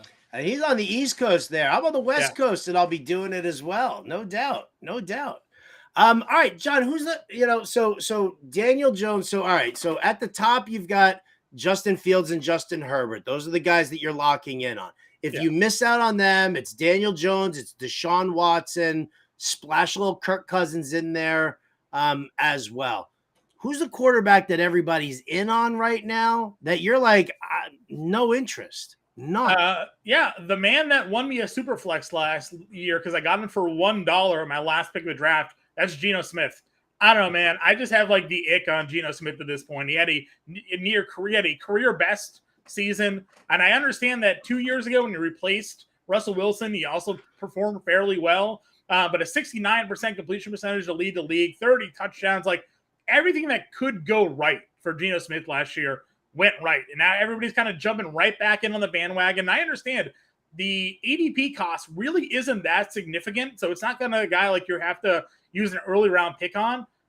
I'm just not a believer. I don't know. I feel like too many things went right for Geno Smith last year that we get a little bit of a regression. It feels difficult to expect a guy that, you know, most people consider to be out of football at this point in his career to just sort of have this career resurgence, and all of a sudden, you know, he is an MVP candidate, he's a Pro Bowler, he's a, you know, top quarterback in the conference. Like, I just don't know, and I'd rather take shots on guys around him than bite the Geno Smith bullet here. Okay, I can get down with that. Absolutely. I grabbed him in one of the Kings Classic drafts, in the Snake draft, just as like a backup QB. Sure. For Tua. So, you know, I went in that realm. It wasn't like a major investment. So Right. I get what you're saying. We'll see. Shane Waldron had him throwing last year. We'll see what happens if the running backs can stay healthy or not. Anybody out there that you're looking at, John, could be, you know, like a big surprise. It might not even be somebody you're drafting. You know, you're just kind of looking at him and being like, this guy could definitely outproduce where he's being taken right now. Yeah, I think Kenny Pickett. I've been a little bit more bullish, I feel like, on Pickett in the Steelers offense in general than the consensus this year. The fantasy community tends to be way too reactionary to stuff. So it's like, oh, look how bad Pickett played last year. It's like, well, you know, he's a rookie. He wasn't starting right away. He got knocked out of a couple games with injuries. You know, that Steelers team itself was just like barely hanging on in a lot of those games. They're an obvious defensive front, but the man was a rookie, and he's going to be back now in year 2 in the same offensive system with what I think is still some pretty talented wide receiving options around him. I think George Pickens is an absolute stud. It pains me the fact that the Patriots took Tyquan Thornton ahead of George Pickens in that draft last year. They still have Deontay Johnson, who is a target monster and can be great when given the opportunity. I think Freiermuth's an underrated tight end. I don't think there's anything left in Allen Robinson, but, you know, they have Calvin Austin, who they drafted last year as well, that maybe could come on and provide some value for that offense. So, you know, Pickett has some mobility, which again is kind of the key hammering point for me as well when it comes to quarterbacks. I want guys that could, you know, maybe be a surprise Blake Bortles, right? Who like would run for like 400 yards and nobody would ever expect it out of him, but he would throw, you know, enough to be a fantasy viable quarterback. Like, I think in year 2, you get Kenny Pickett in the NFL offense again, same system, another camp, another year to like catch up to the NFL speed. And he's basically going undrafted or free in most drafts here. So Pickett's a guy that I've been either throwing some late round darts in underdog or someone that I like would put like early Q watch list for me in case he looks good in week 1 or 2. I always like to troll Kenny Pickett with my football here and just, you know, I know, Kenny, the hands. This is how it's supposed to look, Kenny. Right? This like you should be covering those. Oh yeah, the whole thing. Yeah, right. Listen, not everybody needs to have huge hands throwing a football, but I understand the downgrade on him there. But yeah, that's just a guy that I'm looking at late in drafts that I think is going to could outperform. The other thing is, and you and I talked about this on you know, the XM show, was look at where his wide receivers are going off the board, and then look where the quarterback's going off the board. So it's like you have Deontay Johnson and George Pickens going there in that like wide receiver 30-ish range. So it's like, all right, is he going to really support 2 wide receivers going borderline wide receiver 2s, early wide receiver 3s, while being QB 25 or something like that, 26, like way down the board? Something has to break here. So either he's going to outperform his ADP or those wide receivers are going to struggle. You know, and I'll bank on the wide receivers being right and bet on the QB. I love it. All right, John, your ideal but still attainable, because my ideal super flex tandem would be Patrick Mahomes and Justin Fields, right? Like if I could get those 2 as my super flex quarterbacks, it would be amazing. But your ideal but still attainable quarterback tandem and super flex, what do you want to do? Yeah, it's Fields and Cousins. I think that's where I tend to go. If I could knock it down, you get that elite rushing upside in Fields there, and then you have Kirk Cousins going, way later in drafts. You don't have to spend an early middle round pick on it. You can fill out the rest of your skill positions, and then you get a guy that I think again can be a back end QB1 and maybe even more if that offense really pops. Again, the one thing they talked about when they brought in that new offensive regime in Minnesota was they want to throw more. They want to throw downfield more. Then they moved on from Dalvin Cook, and we're all happy with Alexander Madison. There's less of an investment in Alexander Madison to be the guy like Dalvin Cook was to be the guy. So they could lean more on Madison as sort of the alternative to that offense and throw, kind of the way we saw Joe Mixon handled last year with Cincinnati, where Joe Mixon didn't wow the world. He was there, he was usable, but that offense was throw first. And I think that's what we could see out of Minnesota this year. So if I can grab Cousins as a QB2 in SuperFlex, which is doable, grabbing Fields where he's going in drafts, like all systems go for me. I love it. Definitely. Man, Fields, Cousins. Yeah, that'd be a really nice. Yeah, I'm trying to think of like where you would I guess you would have to be in like the middle part of the draft, because you figure if you're doing a SuperFlex draft, Fields is going in that realm of like the middle of that first round. So you could either take him coming back in that second, or you probably don't even have to. You could probably take him in the third round and still tag him in there. I like that. SuperFlex strategy. I always go quarterback. We get a lot of questions for that in our Discord because we have a SuperFlex or a redraft channel. A lot of people ask SuperFlex questions in there, and they're like, "Well, how do you attack it?" I'm always going quarterback. The position skill players will fall. We saw that with the Scott Fish Bowl. You were getting top end talent in rounds 5, 6, 7 because everybody was just hammering quarterbacks. So obviously that's a tight end heavy league too, so people were going tight ends early. But in SuperFlex, just clear out your quarterback position right away. You'll be surprised how good of skill position players are left on the board when you come back around picks 3, 4, and 5.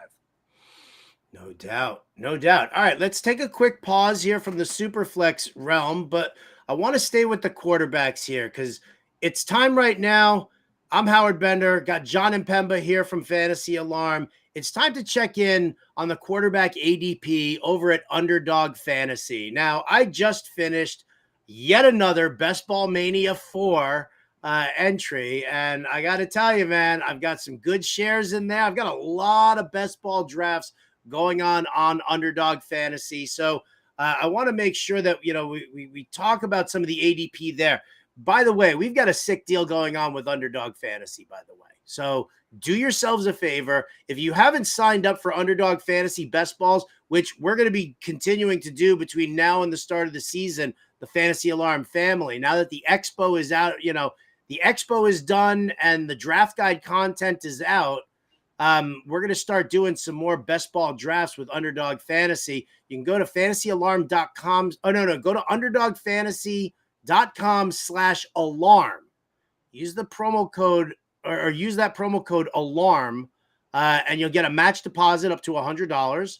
And you can jump in on a number of these drafts that we're doing. So be sure to do that. Promo code alarm when you go to Underdog Fantasy. I highly recommend that you do that. So I want to ask you a couple of questions here about some Underdog Fantasy ADP for the quarterbacks, John. Sure. And let's start talking about the fact of, everybody's talking about stacking in these giant best ball tournaments, Best Ball Mania 4. A lot of people use stacking as their primary strategy.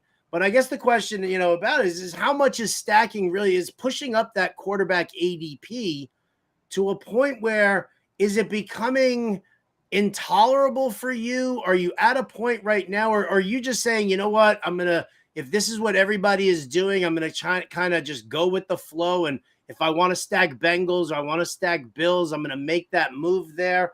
I mean, how are you handling how the ADP is pushing up here at Underdog? Yeah, I mean, listen, it's the obvious strategy. Myself and Andrew Cooper touched upon this way when that's the original Best Ball Mania first got released. We started noticing that trend. It was the first time in a while we saw 3 quarterbacks going so early in the second round, and the reason was because their number 1 wide receivers were going at the end of the first round. So a lot of people were just double tapping, Diggs and AJ Brown and Travis Kelce and then spinning right back around and grabbing Mahomes, Hurts, and Allen, and it was just driving up their ADP. So, listen, it's a common strategy for best ball. I have to play it as well. So it's really like, do you want to stack those quarterbacks? That's really what the decision-making process is. If you want to play Mahomes, Hurts, and Allen, then you're grabbing their number one wide receiver. Now, for me, I've actually have more shares of Devonta Smith this year than A.J. Brown. So you could go the Jalen Hurts, Devonta Smith route if you wanted to and not have to use that first-round pick on A.J. Brown. I feel like A.J. Brown could potentially be at a ceiling for where he's at, where Smith could have a little bit more growth. But, Travis Kelce is the number one guy with Mahomes. You don't really know where to go. You can throw some darts later in drafts on guys like Kadarius Toney, Rashee Rice, Sky Moore, and pair up Mahomes that way. But with Josh Allen, it's Stephon Diggs. Then it's like, do we go down the Gabriel Davis track again? Do we trust that a rookie tight end / who knows, big slot, Dalton Kincaid can be a productive guy where he's going in draft? So, there's more uncertainty, it feels like, with the number two options with Mahomes and Allen than with with Jalen Hurts. So, it's driving up the ADPs on those quarterbacks for sure. So I think QB stacking should be done when you're building out your lineups. How you want to go about it, that's up to you. But obviously it would make sense. If you want Patrick Mahomes and you want to stack a guy, you're going to be going for his top target. So it's just way it's all falling right now, Bender. It's the way it is all falling right now, indeed. No doubt about it. Let me ask you this one here. According to Underdog's quarterback ADP right now, who do you think are the best bang for your buck QBs? Because again, folks, the Best Ball Mania 4 competition, it's one quarterback. You're starting one quarterback, but obviously you're drafting the 20 rounds. And in a best ball format, we always like to grab at least 2, possibly 3 quarterbacks if you can, in order to make that happen. But according to Underdog's ADP for quarterbacks, John, who's the best bang for your buck QBs? Yeah, I mean, obviously going down the list, you're looking maybe forward to the mid-tier, where they're going and falling off boards here. I've mentioned some of them already. I still think Deshaun Watson and Kirk Cousins and Damian Jones are good values. But my highest rostered Best Ball Mania quarterback is Anthony Richardson. So a guy that you didn't talk about the rushing potential for him in an offense. There was never been a quarterback, or sorry, not never been, but it's been rare instances where a quarterback that's had 100 carries has finished outside the top 10 in fantasy scoring. So if we expect Anthony Richardson to be the guy week 1 under center and the rushing potential that he has in that offense, he doesn't need to have a high passing output to be a top 10 fantasy quarterback. And he's going, in picks around 9, around 10, somewhere in that range in most standard drafts here. So if you're looking, because in these tournaments, we talk about the Best Ball Mania, you gotta have some things break right for you. And, Anthony Richardson for me could be that guy where he gives you a Justin Fields season where he's throwing 2,500 yards, but runs for 1,200, then you're great. If he gives you Daniel Jones running for 700 and throws for 3,000 yards and gives you a top 10 season, your money there. So I have Anthony Richardson, I think, is one of my best bang for bucks. And then Tua.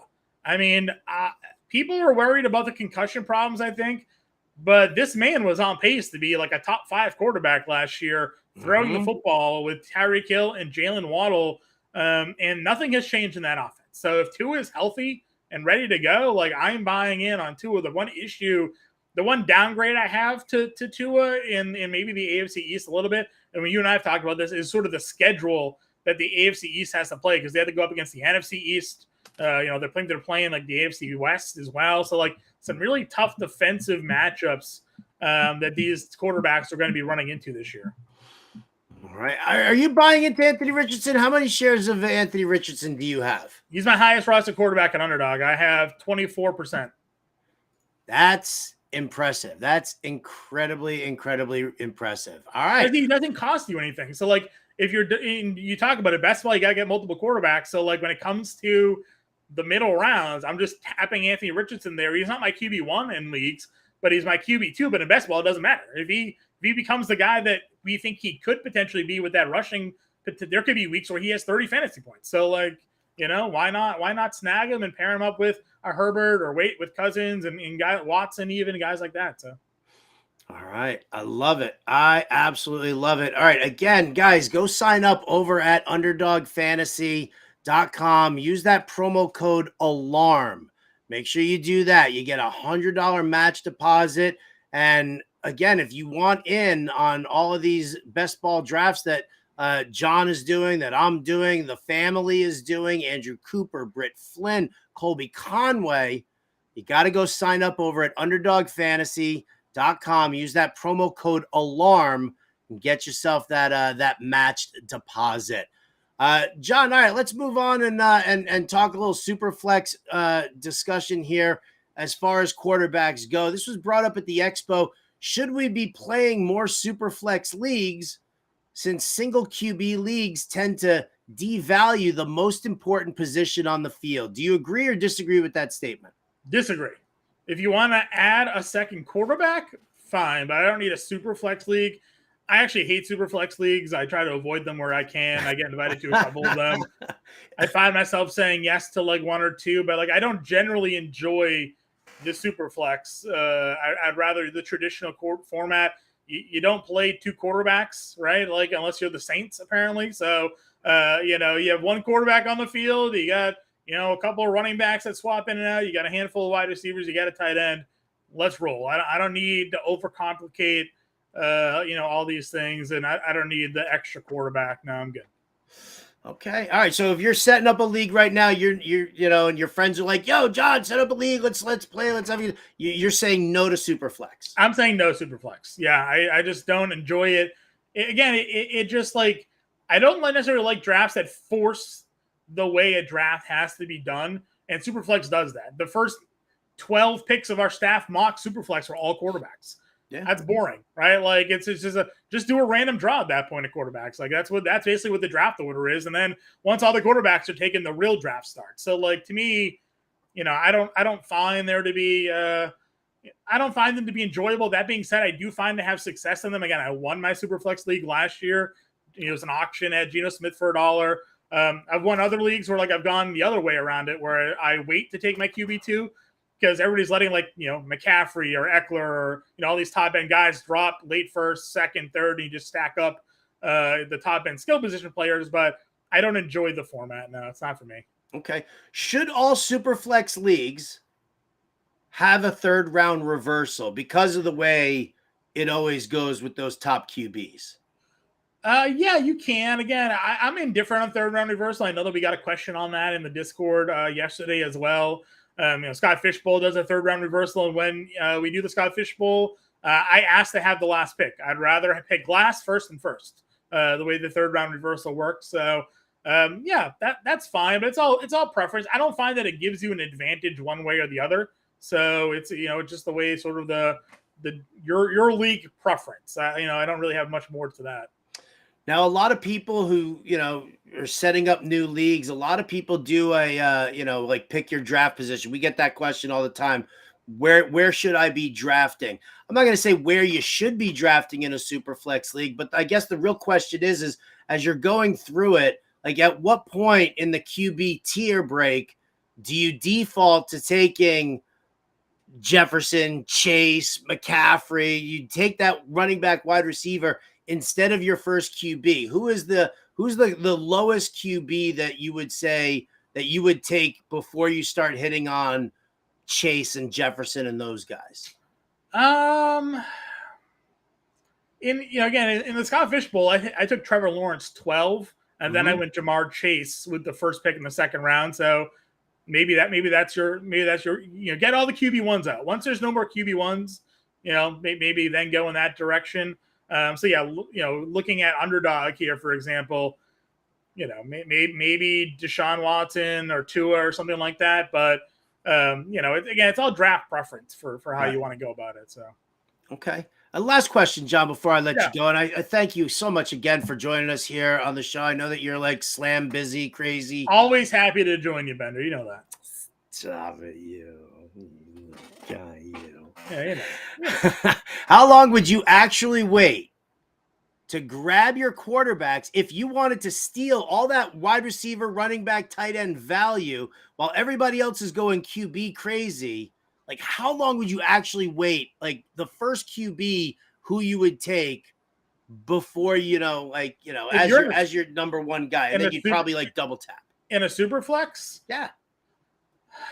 Yeah, I mean, it'd probably depend on where I am in the draft as well. But end of round 2, round 3, maybe. Like, it would depend. I mean, because then at that point you're really running into like the long end of getting on a run where like your QB1 could be like, I don't know, CJ Stroud, right? Like Kenny Pickett, Mac Jones, because people are gonna get their second quarterback by round 4 for the most part. So yeah, it would be tough. If you wanted to go McCaffrey because you're sitting there at pick 8, and then you swing back around and maybe take your first QB, 4th pick in the second round. Maybe then you're looking at like the Geno Smith, Kirk Cousin ranges. That's fine. But if you wait again, by the time it gets all the way back down to you really could be looking at some ugly choices there, like Stafford, Love. That group could be your QB1, and you're really banking on those skill position players to carry you through. So. All right. Well, there you go, folks. Jon Impemba, fantasyalarm.com. His Twitter handle says it right there, at jimpemba777. He's going to have a breakout QB article coming out in the Fantasy Alarm Draft Guide this week. So you're definitely going to want to be on the lookout for that. He's already got it broken down for tiers. He's already talked late round QBs. We know that he loves Justin Fields, but I'm sure that we're going to see some other names in that article. So 100%. Jon, thank you so much for joining us, man. Really appreciate it, and have a great rest of your day. Anytime, Howard. I'll talk to you later. All right, there you go. Again, Jon Impemba. Give him a follow, people. Give everybody in the family a follow, at jimpemba777, and then pop into our Discord. We'll give you the Twitter handles for every single person. So, I want to take the time now. I wanted to make sure that I paid the Queen's Classic its due. So, I'm going to go back to my good man, Ernie, and say, Ern, could you do me a favor and pull up that draft board? Yeah, there we go. So it was a snake draft. Now, some fantastic competitors in here. Sam Holt, Kendall Valenzuela from Fantasy Life, Casey Kasem, Linda Godfrey. That's at Lindellians, in case anybody wanted to know. She's the kicker guru. Jen Polvolt, Faith Enos, Kelly Singh, who was actually a guest on the Fantasy Alarm show in a draft that we did together here a couple of weeks ago. Bonnie Robinson, the fantasy football queen. Lisa Ann, who, by the way, do you guys know Lisa Ann, Howard Bender, doing a show again together? We did a show together on Sirius XM for years. We did a Sunday night show together. We did a Saturday afternoon show together. Lisa Ann, absolutely one of my favorite, hardest working lady here in the fantasy realm. She and I, coming up Wednesday nights, 7 p.m. Eastern. Howard Bender is going to be the eye candy, right? I'm going to be the one that's sitting there hanging out with Lisa Ann Does Fantasy Better. That's the name of the show. Lisa Ann Does Fantasy Better, starring Lisa Ann. And I get to kind of sit there, chill, be the analyst, help out, give some suggestions, throw some witty banter, make a couple of smart-ass comments, probably get yelled at a little bit. All of that, that all the antics with me and Lisa Ann, that is all going to be front and center right here. It's on the Fantasy Alarm YouTube page, the Better Sports Network YouTube page. It'll be on the app, the Better Sports Network app. You don't want to miss it. Mark it down your calendars right now. Wednesday night, 7 p.m. Eastern. Lisa Ann Does Fantasy Better with Lisa Ann and Howard Bender. So she was in there. There was Gemma Martinez, Julia Papworth, Lauren Carpenter at Stepmom Lauren, Fantasy Alarms Britt Flynn, and Maddie Kroll picking on the wheel in this one here. Now, I haven't really had the opportunity to super break down this draft. I mean, listen, I know how good and strong all these competitors are, so that this is a tough draft. There were definitely some different things that went down, and you can just see right here by the look of it. Obviously, Jefferson Chase 1-2, no big surprise there, but here you go. Kelsey, then Cooper Kupp, then Austin Eckler, Stephon Diggs, and A.J. Brown. I found that to be incredibly interesting. Then Nick Chubb, How about Christian McCaffrey falling to Lisa Ann? What is it? 1, 2, 3, 4, 5, 6, 7, 8, 9. 9. Outside of Superflex leagues, that is the lowest I've seen Christian McCaffrey go. So the ladies mitigating their injury risk here and passing on Christian McCaffrey. Lisa Ann jumps on that value because that is value. Single QB league, McCaffrey at 9. That is definite value. Then went Tyreek Hill, Amon-Ra St. Brown, Saquon Barkley, Bijan Robinson. Shout out to my girl, Britt Flynn, for getting Bijan Robinson over there. It was that 9, 10, 11, 12, 13th. 13th. Unbelievable. And then Maddie Kroll turns around and she goes Patrick Mahomes and CeeDee Lamb on the turn. So couple of surprises, I think, for a lot of people. What I love here is what Maddie did with the Patrick Mahomes pick. Clearly, she wanted him. Clearly, there was, that was a goal going into this draft. I want to come away with Patrick Mahomes. You know that you can't, you can't leave him. We weren't going to wait until the second or the third round. Well, I mean, the second round she could have, technically.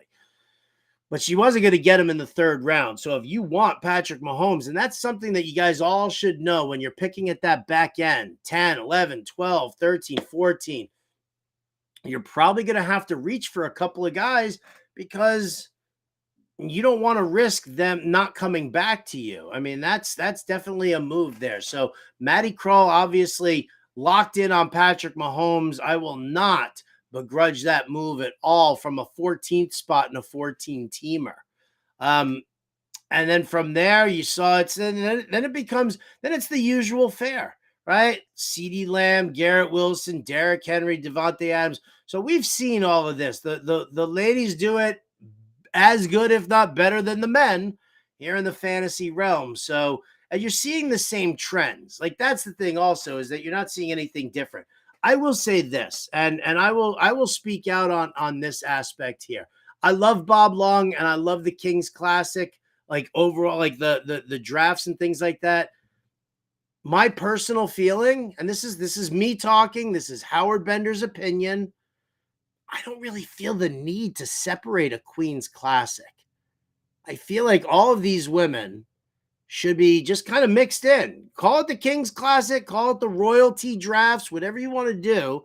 If you want to, eliminate the Kings versus Queens kind of namesake there, right? And put all of these women into the drafts that we're doing for the Kings Classic. Because again, the Jim Brown division has the snake and the auction, but the other divisions don't just do both drafts. So you've got multiple snake drafts. You've got multiple auction drafts.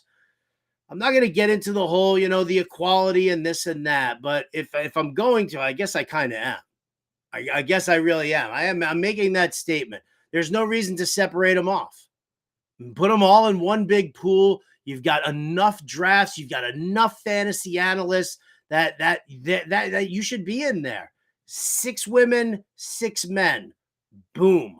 Make sure that it's even distribution and you go from there. Or if you don't want to, if you don't have enough, volunteers to compete in these drafts for travel reasons or whatever.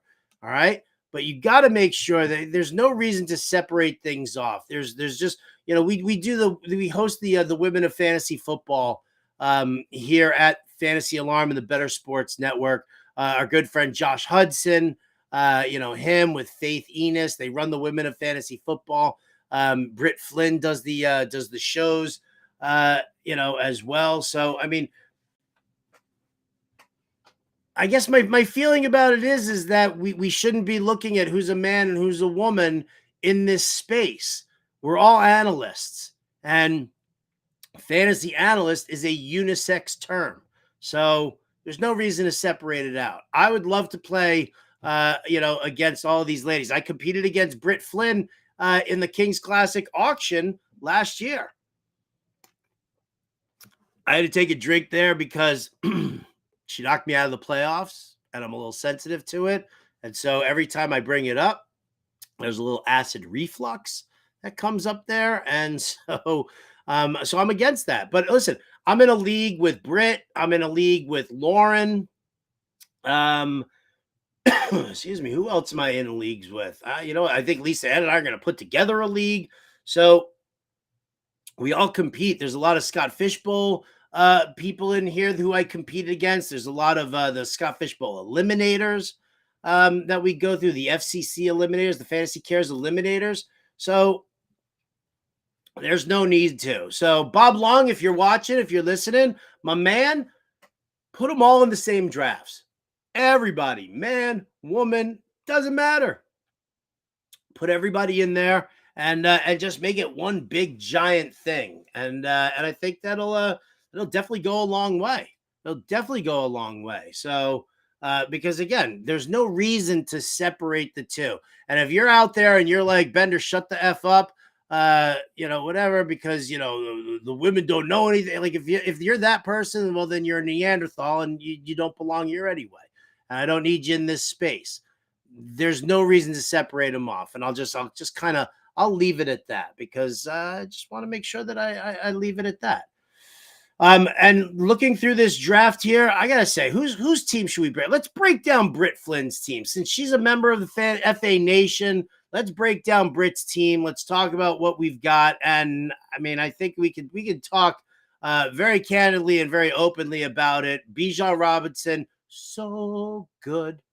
Garrett Wilson, absolutely love him. Bob Wischusen from ESPN has gotten me all sorts of hyped for the Fatty McFats. The ladies get it done, 100%. Garrett Wilson. So Bob's getting me all hyped up about the Jets. That and he said it. By the end of the season, Garrett Wilson will have the most targets on this Jets offense. Lamar Jackson, stud.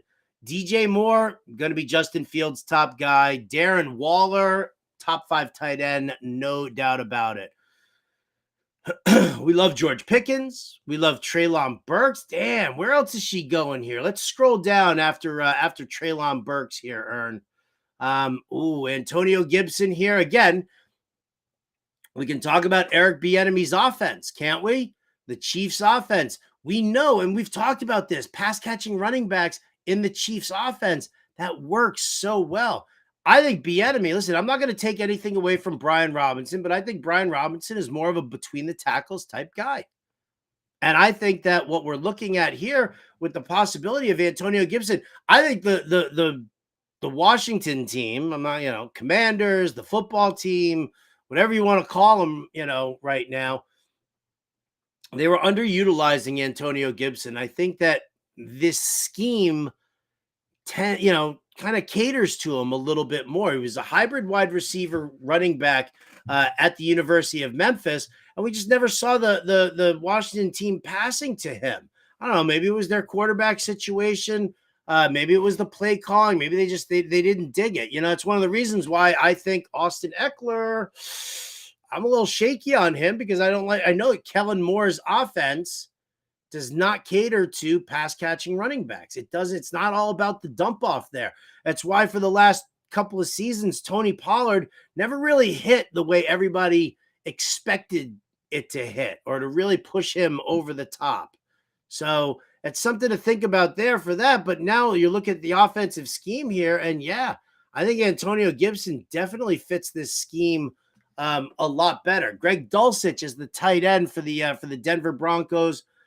I tell you that the injury to Tim Patrick really helped boost Dulcich's value. Cortland Sutton, Jerry Jeudy, no doubt about it. Marvin Mims on 3 wide receiver sets. But I think we're going to see a lot of 2 tight end sets. The Denver Broncos brought in Adam Troutman, who was a blocking tight end for both Joe Lombardi and Sean Payton back in New Orleans. So when they start going into their 2 tight end sets, you're going to have Troutman tethered to the line and helping out with the blocking. Dulcich is going to be that guy who's going to be released into the, with a solid route tree. And, we should probably see a lot of that tight end drag route that mirrors. That's where when the quarterback's rolling out left or right, whatever, the tight end is running, his routes basically just mirroring what the quarterback is doing. So that way, when the quarterback rolls one way or the other, yeah, he's scanning the entire field looking for his targets. But so he's always got the tight end in his field of vision. And if that, slow ass linebacker can't cover the guy, if he can't cover the tight end, you just drop that right in there while he's, running on the seam. And that's going to be a great spot here, I think, for our guy Greg Dulcich. I think it's a great pick. She handcuffs Bijan Robinson with Tyler Algier. I love that. Some people say that Tyler Algier is going to have some standalone value. Maybe he sees like 5 to 7 carries per game. I mean, 5 to 7 carries per game doesn't scream to me about a guy who, you want you're looking at for standalone value. I know what he did last year, but I also think that, if the Falcons were so high on what Tyler Algier did for them last season, late in the year, why were they so hell-bent on bringing in Bijan Robinson? They view Bijan Robinson as an every down back, pass catching threat, rushing threat, inside runs, outside runs, doesn't matter. They look at him, Bijan Robinson, in that light. Tyler Algier, I think they look more at like Tyler Algier as a between the tackles kind of a guy. He's probably going to be your short yardage guy. He's probably going to vulture more touchdowns from Bijan than we would really like to see. But I mean, I love this handcuff for Britt, because when you're handcuffing off of the Falcons, it's not about, you're not investing in the players. You're investing in the system. And that means that, that Arthur Smith loves to run the football. And that's again, why we teach systems so constantly, because you want to see how these players play in this system. So Britt goes with Russell Wilson actually as her second QB, which I love, because you got the pairing right there with Greg Dulcich. And, you're going to have Lamar Jackson, any injuries notwithstanding, and do that. But here you go. Let's look at the back end. Let's look at the back end of the drafts, because this is what we talk about constantly. We talk about the value. We talk about the upside that you're looking for. You're not just making haphazard picks. You're not grabbing the RB4 on some team and hoping for injuries to happen. You'll have that guy dropped in no time. But look at the upside plays here. Josh Downs, slot receiver for the Colts. Michael Pittman, Alec Pierce, they're going to get great work, tremendous work. But Josh Downs could be a really intriguing option. And I think that his presence actually kind of hurts Jelani Woods, the tight end, a little bit. So I'm looking at that as, I think that's a quality pick. Ty Chandler, we know that the Vikings are looking for their pass-catching running back. Yes, they brought in Kareem Hunt for a visit, but Ty Chandler could get a bunch of look. Van Jefferson is the number 2 wide receiver for the Rams. Maybe he's the number 2 target overall. More than Higbee? It's very possible. It's very, very possible that that's the case. And, to sit there and, at pick 184 to grab Van Jefferson, to know that if Stafford is slinging the rock and he's looking in that direction, it's nice. Leonard Fournette, if he lands with a team, there's some upside for certain. And then Cedric Tillman, I think wide receiver for the Cleveland Browns. I know everybody's in on Tank Dell, who I guess had a really nice preseason game. But Cedric Tillman, again, you look down these this wide receiver room for the Cleveland Browns, and listen, I love Deshaun Watson. I think he is a fantastic option. And then you've got Amari Cooper. We like Elijah Moore in the slot for sure, but is Donovan Peoples-Jones really locked in that we can turn around and say that DPJ is going to be that guy? I don't think so. I think I think he'll get mixed in, but Cedric Tillman, could be a decent option here. David Bell, that's what I meant. David Bell, not Tank Dell. Tank Dell's with the Houston Texans. Oh, see, this is what happens when you don't sleep, people. David Bell was that late option. They brought in Marquise Goodwin. There's not a lot of options, off of this. So I think Cedric Tillman could be an intriguing option. And I mean, I didn't even look to see if and where Donovan Peoples-Jones went in this draft, but I mean, it wouldn't surprise me to see a guy like Cedric Tillman go a little bit earlier than him. So I like that. I applaud Britt for doing the right thing, getting some upside plays here at the tail end of that draft. Again, you guys should definitely check out this entire draft board. Again, SiriusXM Fantasy is tweeting them out and discussing them. We're tweeting them out here. I've got, a couple of retweets. Follow me at RotoBuzzGuy, and we'll drop that off. So, wow, that was a lot of show here for the last 2 hours, and I thank anybody and everybody for tuning in, for listening. I appreciate everybody who chimed in the chat room. If you guys have some last-minute questions, I've got a couple of minutes here to spare at the end of today's show. So if you have a draft question, a strategy question, you want to drop that into my lap, I am more than happy to let you know that. Or you can turn around and just, hit me up and go with at RotoBuzzGuy. Hit me up on Twitter, and I will jump into that. So some things to know after this. Listen, Front Yard Fantasy is coming up next, their fantasy football game show. So you don't want to miss that. And then come back from 4 to 5 p.m. Eastern also. It's Better Sports Betting with Dan Servadidio. And I hear he's got one hell of a handsome dude as his co-host today. So you're going to want to chime in on that and take a look and see who we've got. So that's what's coming up next here. Again, Front Yard Fantasy Football Game Show from 3 to 4. Better Sports Betting with Dan Servadidio and me. Oh, I mean the handsome guy from 4 to 5. And then from 5 to 6, MLB DFS live stream. Jon Impemba and James Grande. They take you guys through everything. Don't forget this Wednesday night, it is a brand new Howard Bender, Lisa Ann. It's Lisa Ann Does Fantasy Better, 7 to 9 p.m. Eastern on Wednesday nights. Bookmark it. Put it in your calendar. You are not going to want to miss this show at all. Again, if you also want in on those best ball drafts that we're doing with our friends over at Underdog Fantasy, when you sign up at Underdog Fantasy, make your first deposit, put in the promo code ALARM. You'll get 100% match deposit up to $100. And that's a lot. That's 4 Best Ball Mania 4 entries that you can end up, getting for free right there. So again, and you go over to Underdog Fantasy, promo code ALARM is the way you want to go. I want to thank Jon Impemba for joining me. I want to thank Ernie Acosta, my producer. I appreciate all you guys for tuning in here. I'm Howard Bender. This has been Alarm Fantasy Football. We'll catch you next time.